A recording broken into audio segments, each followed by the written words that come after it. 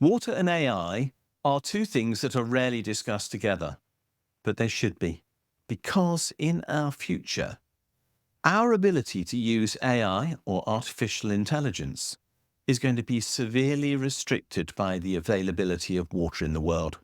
And what we already know is that the availability of water in this world is decidedly restricted.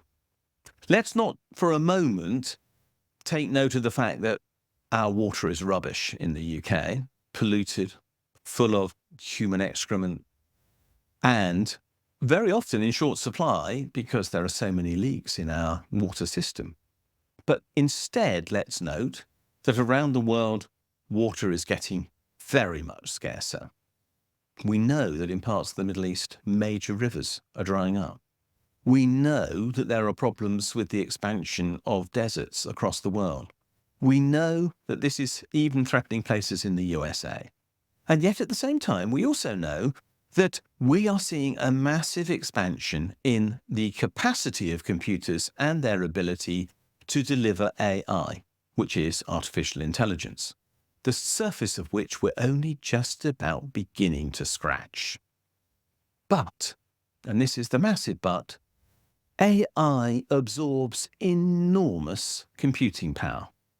Now let's, again, just ignore for the moment the fact that, of course, enormous computing power requires enormous amounts of electricity, and not all of that will be from readily renewable sources. And let's also recall that if you put enormous amounts of power into a system, you also need to cool it. And a lot of the coolant is water.